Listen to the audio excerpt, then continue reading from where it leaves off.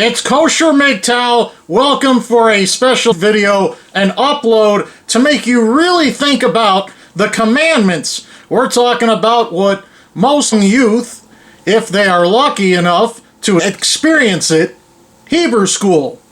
In Hebrew school and throughout the childhoods of the youth that are Jewish, they go through a process in order to eventually learn enough Judaism through history, religion, spiritual, and otherwise, as well as culture, to make informed decisions that would affect the rest of their livelihoods, to be good men, good women as they grow up, to go get bar mitzvahs and bat mitzvahs, and to lead a healthy and good and reproductive life for the future generations to come that are and exist in society. Over the course of time, dating back almost as much as 3,300 to 3,400 years ago, to look at the commandments. And many people think that there are only 10 commandments that are studied within the Bible, within Torah, and within other forms of text. But realistically speaking, there are 613 different commandments that are laid out as rule, as guiding light, as the enforcement for what is supposed to be the everyday living of a Jew. And a lot of this might seem antiquated, it might seem old-fashioned, it might seem ancient in some respects, but realistically speaking, there are more commandments than you think, and some of the commandments that exist would not even, suffice it to say, even be accepted in today's realm of society. There is an understanding that there is only one God, that you should love them, fear them, sanctify them, cherish every single creation that God has provided, and emulate in God's ways. Love others in a specific way. Now that's the first question that pops up to mind, because when you see Jews as well as other people growing up in our secular society as of late, you're not seeing as much love. You're seeing a lot of conflict, you're seeing a lot of selfishness, you're seeing a lot of things that don't necessarily reflect what love really should entail, but really is not being represented properly by. You should not have jealousy or envy towards anyone, the Torah says. But in many ways, a lot of people act and react to jealousy and envy. They see other people's success, they see other people with great spouses, great children, great upbringing, great report card grades. They see these things, and then on the flip side, they want to go on social media and they want to tear these people apart. They want to talk trash. But overall, there's commandments like they want to reprimand sinners. And it's not good to embarrass others, and you should not be attacking the weak. There is no purpose and no reason to gossip about other people, to seek out revenge, to hold grudges against others. You should not be the one that tells the lies. You need to tell the truth and learn Torah. And anybody that has that experience in Torah study, you should respect them. You should pray with them. You should admire them. It is not fair for anyone to have any idols according to the commandments. And that's also a touchy subject, because a lot of people live by and abide by the following of celebrities on the internet. What are they tweeting? What are they Instagramming? But it is not good, according to the Torah, to have idols. And you should be very careful about your whims, says the Torah. So how are these other Jews dealing with certain situations? When it comes to money, are they taking advantage of one another? When it comes to hot women and having good sex and representing themselves in a good-hearted, natured way, are you doing these things for the right, or are you doing this for selfish reasons? The Torah says you should not be participating at all whatsoever in witchcraft or spells at all whatsoever. Leave out all the superstitions. And that's kind of odd, because a lot of people live by superstitions. They wear a special lucky shirt, they wear a lucky tie, they have a certain way that they like to wake up in the morning as they get out of bed, they have a routine that they follow. Well, apparently these superstitions, according to the God and according to the Torah, not very important. You should not worship those at all. There is no such thing as fate versus luck. That's not something that the Torah wants to even think about. As far as charity, tzedakah, it should be given 10% of whatever you earn should be given to charity of some sort. If you can give to charitable causes, great. If not, if you made money and you still have 10%, you should be sharing it. One of the commandments is to cry out to God when things are getting out of hand. They actually say that this is the right thing to do. This is a way of getting rid of stress. It says in the Torah, there's absolutely no room for intermarriage. You should not be having Jews intermarry with people that are not Jewish. And we've seen this time and time again that this is an old-fashioned situation. Depending on your level of Judaism, the Orthodox would not accept it. The conservative, it would be questionable. But if you're Reform, Reconstructionist, or otherwise, it might be somewhat slightly socially acceptable if the other person does convert, or if there is a mutual understanding that we're going to be celebrating the holidays that exist in Judaism as well as the one that exists with the other spouse. There's actually a commandment that actually says you should give all that you have, possessions and otherwise, and sex to your wife when she wants it.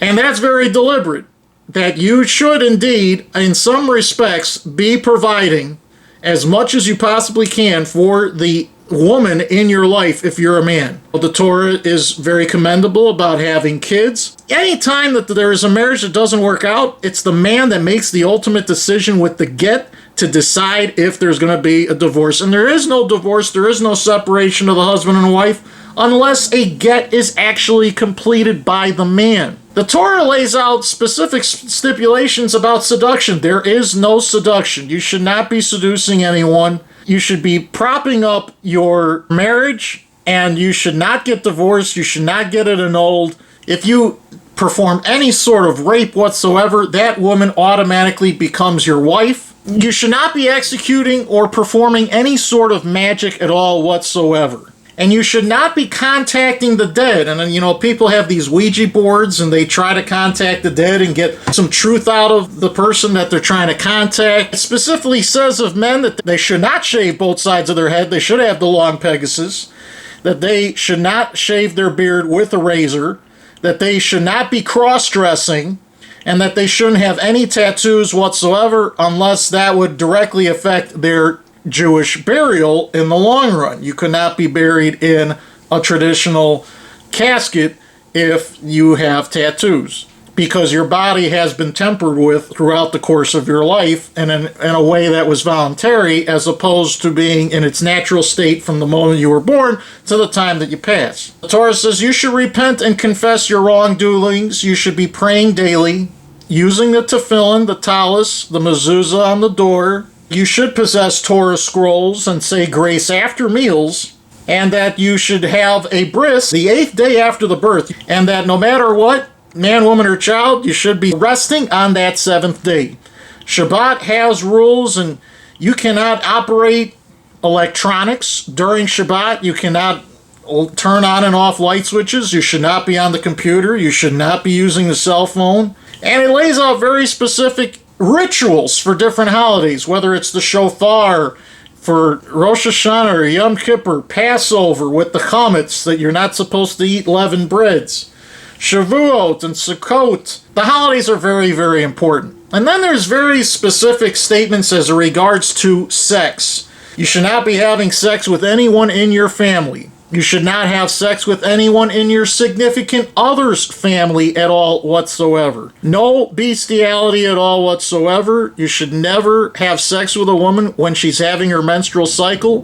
Men should not be masturbating. Men should not be experiencing anything in detail as far as homosexuality. And that is repeated multiple times in the Torah about homosexuality. That is completely outlawed. Polygamy, totally against the rules unless you're of a specific nature. The king of some sort might be allowed, but it's under very strict circumstances. No adultery at all whatsoever. And when you think about today's society, I think a lot of these rules are just thrown out the window. People are just doing whatever the heck they want. If they want to be with 10 women at a time, they're just doing it. And it's not morally or ethically correct, but when you go back into time and think about tradition in the Torah, that this is laid out. These are commandments. What's kosher? What's non-kosher? They go into detail about all the different food items.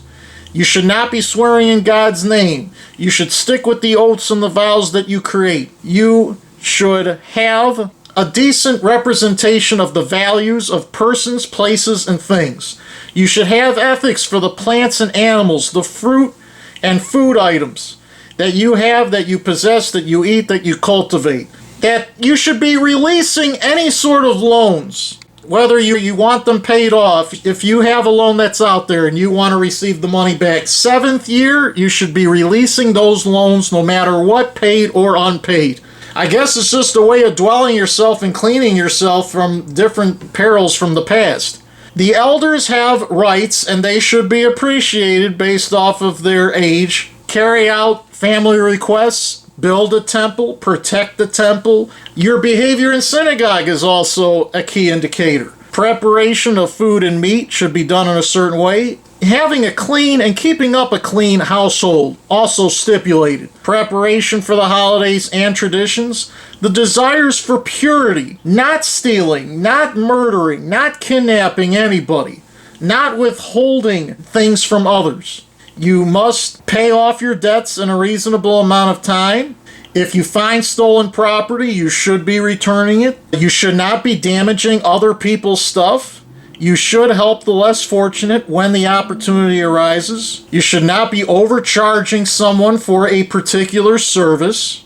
No promiscuity. You shouldn't be with so many people at one time. No cohabitation. You shouldn't be living with someone unless you do have it within yourself to believe that this is going to lead to marriage. You should have fair treatment of others, even as if you are a boss to your employees. If you're going to pay wages, you should be paying the wages as the boss to your employees on the day that they're earned. Once every 2 weeks, now according to the commandments, they say if you do a job, you should be paid that day.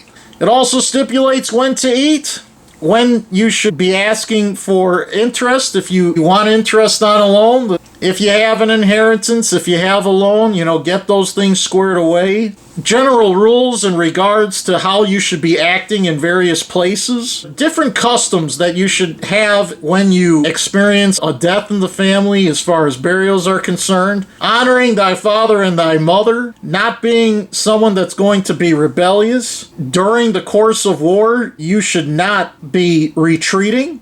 You should not be in panic during the course of war. I just touched upon the various commandments, but they all deserve to be laid out and formulated for those that may want to change their current line of thinking. If you are a red-pilled male and you are currently aware of today's Jewish females in society, those that are sleeping around, those that are definitely pursuing intermarriage, those that are freezing their eggs at 40, 50, 60 years of age, hoping and praying that one day they meet the right man and try to get with them. The very, very orthodox young Jewish women, that some of which are getting married at an extremely young age, not knowing very much about the world other than they've been trained in a certain way to serve their man and do laundry, do cooking, do cleaning, do housework, do chores, be the one that's going to raise the children. The men being told, hey, you are the provider. You're the one that's going to be providing all the money, the resources.